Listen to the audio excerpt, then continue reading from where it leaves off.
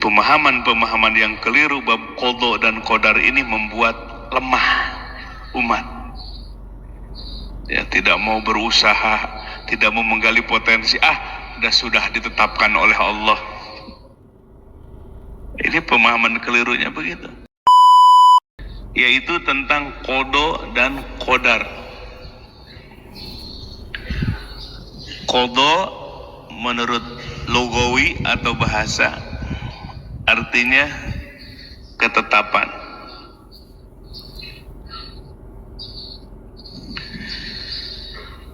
Menurut istilah ilmu akidah, qada artinya ilmu Allah yang meliputi seluruh makhluk-makhluknya, termasuk yang akan terjadi di kemudian hari, fil mustaqbal, di waktu yang akan datang sampai tidak ada akhirnya.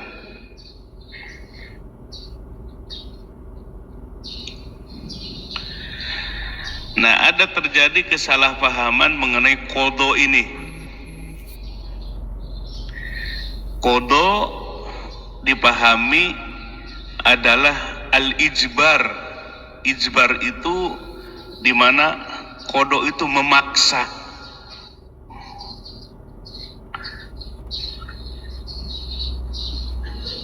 Terhadap tindakan-tindakan manusia. Nah, pemahaman qada dengan memaknai ijbar, memaksa, maka itu pemahaman yang salah. Itu ilmu Allah, di mana Allah memiliki sifat al-ilmu, ilmu. Bagaimana ilmu Allah itu? Sifatnya itu adalah sifatun qadimatun, sifat yang azaliyah, di mana Allah wujud, disitulah ilmu Allah wujud. Itu ilmu Allah. Asaba min musibatin fil ardi wala fi أنفسكم إلا في كتاب من قبل أن نبرأها إن ذلك على الله يسير.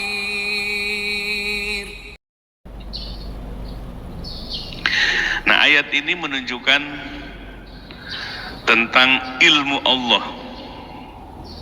Ya, qada Allah, di mana qada Allah itu tertulis di dalam kitab, atau disebut juga dalam ayat yang lain Lauhil Mahfud.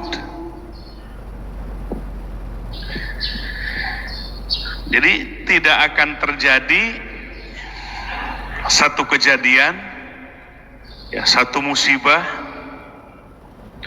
di muka bumi, ataupun yang menimpa musibah terhadap diri kita sebagai manusia, kecuali musibah itu telah tertulis dalam kitab Lauhil Mahfud sebelum kejadian itu terjadi.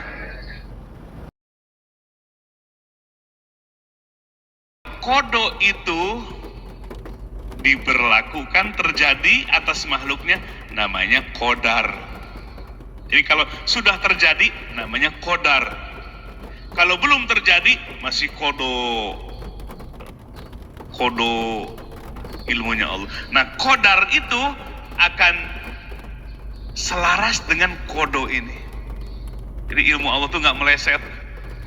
Kalau manusia namanya suka meleset, namanya prediksi namanya. Matahari beredar pada porosnya, itu semua qada dan qadarnya Allah. Kapan terjadi gerhana matahari, kapan terjadi gerhana bulan, ya, dengan itu sudah diketahui oleh Allah.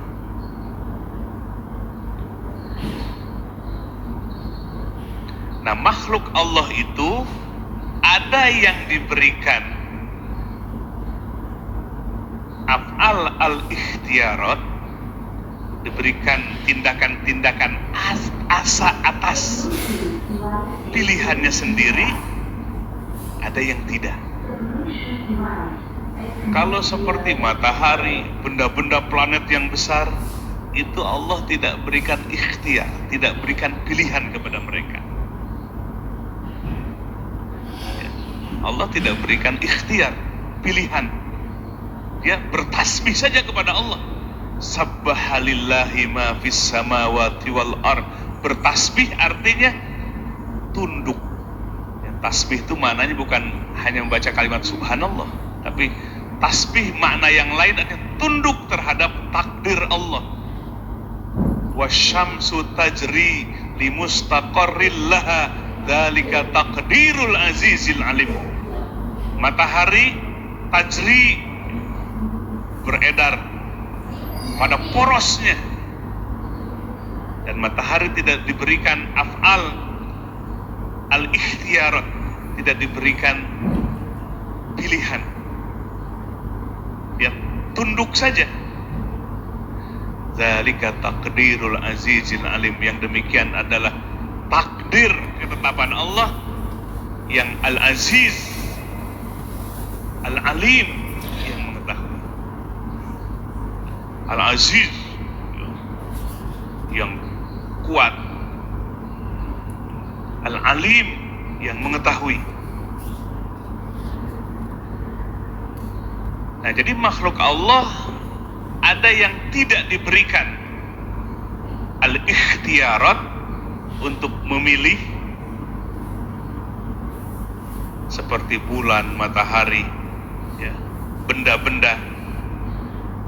Ada yang diberikan oleh Allah hurriyah, kemerdekaan untuk berirodah, untuk berkehendak. Allah berikan kemerdekaan untuk berpikir. Allah beri kemerdekaan untuk memutuskan sikap dan tindakan. Siapa? Manusia.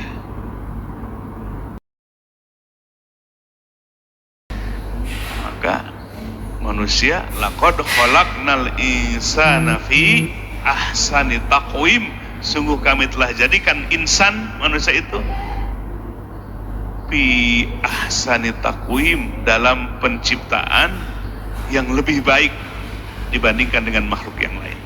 Nah, salah satunya manusia ini berbeda dengan makhluk yang lain. Allah berikan hurriyah. Apa hurriyah itu? Kemerdekaan. Ada hurriyah irodah, kemerdekaan bertindak. Free will. Bahasa Inggrisnya apa? Free will. Diberikan kebebasan, kemerdekaan untuk berkehendak. Kenapa manusia diberikan kemerdekaan, kebebasan, baik irodah, kehendak, tafkir, berpikir, sampai menentukan sikap? Sebab tindakan manusia akan dihisab oleh Allah, akan dibalas oleh Allah. Matahari dibalasnya oleh Allah? Enggak, makanya nggak dikasih apa? Kemerdekaan dan kebebasan. Qadha Allah, perhatikan, qadha Allah atas manusia, ada yang memaksa, itulah hidup dan mati. Gak ada di situ ikhtiar, pilihan manusia dan usaha manusia. Kita dilahirkan dari perut ibu, dari ayah siapa, tanggal berapa, di mana, itu adalah qadha, kemudian jadi takdir bagi kita, dan di situ tidak ada kaitan dengan sebab ikhtiar. Ikhtiar itu pilihan. Ini kata ikhtiar itu kalau sudah bahasa Indonesia bisa jadi berubah makna. Di bahasa Indonesia yang sering dipakai ikhtiar itu usaha, bukan ikhtiar sesungguhnya. Bahasa Arab ikhtiar itu pilihan. Nah, bagi manusia ada qadha Allah, ketetapan Allah, ilmu Allah, yang memaksa. Artinya tanpa ikhtiar manusia itu sendiri. Dua hal. Pertama lahir, yang kedua mati. Hidup dan mati adalah qadha sekaligus bakal jadi takdir yang Allah tidak berikan ikhtiar, tidak berikan pilihan. Selain itu, sebab mati nggak akan ditanya kenapa matinya muda-muda, nggak bakalan jadi pertanggungjawaban. Kenapa matinya tua-tua, nggak akan jadi pertanyaan, nggak akan ada pertanggungjawaban. Tapi tindakan manusia yang akan dihisab oleh Allah dan dibalas oleh Allah, Allah berikan ikhtiarat, Allah berikan pilihan. Ayo pilih. Sekaligus Allah berikan dua jalan dalam kehidupan dunia. Fahadainahun najdain. Allah tunjukkan dua jalan bagi manusia. Ini siratal mustaqim, jalan yang lurus yang dibawa oleh para nabi, siddiqin, syuhada, solihin. Ini jalannya setan. Dikasih dua pilihan. Siapa yang harus memilih? Kita. Tentukan oleh kita. Sehingga ketika berbuat jahat jangan salahkan Allah. Ketika memilih jalan yang sesat, jalannya setan, jangan salahkan Allah nanti ketika Allah balas dengan siksaannya. Kenapa? Karena manusia dalam hal tindakan diberikan ikhtiar. Allah berikan hurriyah, kemerdekaan, kebebasan untuk memilih, untuk berpikir, sekaligus untuk mengambil sikap atau tindakan. Adil nggak Allah? Adil. Mana ayat yang menunjukkan bahwa Allah berikan kita hurriyah, Allah berikan kemerdekaan dan kebebasan, iradah, kehendak, tafkir, berpikir, dan sampai memutuskan tindakan. Ayatnya sudah terkenal. Innallaha la yughayyiru ma biqaumin hatta yughayyiru ma bi anfusihim. Innallaha, sesungguhnya Allah, la yughayyiru, tidak akan merubah, ma biqaumin, nasib, kondisi pada satu kaum, hatta, sampai yughayyiru, kaum itu sendiri, yughayyiru, yang merubah, bi anfusihim, dengan dirinya sendiri. Nah, ini ayat yang menunjukkan bahwa manusia diberikan hurriyah, kebebasan, kemerdekaan, iradah dalam berkehendak, tafkir dalam berpikir karena diberikan akal, sekaligus takrir dalam memutuskan tindakannya. Dengan bab qada dan qadar ini, dari keyakinan pemahaman yang benar, tumbuh keyakinan dalam bab ini supaya kita bangkit. Berserah diri dalam Islam bukan berarti pasif diam. Berserah diri itu, taslim, berserah diri itu artinya aktif, produktif, mengikuti bimbingan Allah lewat para ulama, lewat para mursyid, supaya tergali tadi potensinya, terjadi perubahan-perubahan ke arah yang semakin baik. Hadirin wal hadirat rahimakumullah. Nah, kesempatan bagi kita semua untuk terus menggali akal kita dengan ilmu, hati kita dengan zikir kepada Allah, zikir. Ya. Supaya kita bisa menjalankan ibadah ya lebih maksimal, lebih baik lagi di sisi Allah Subhanahu wa taala.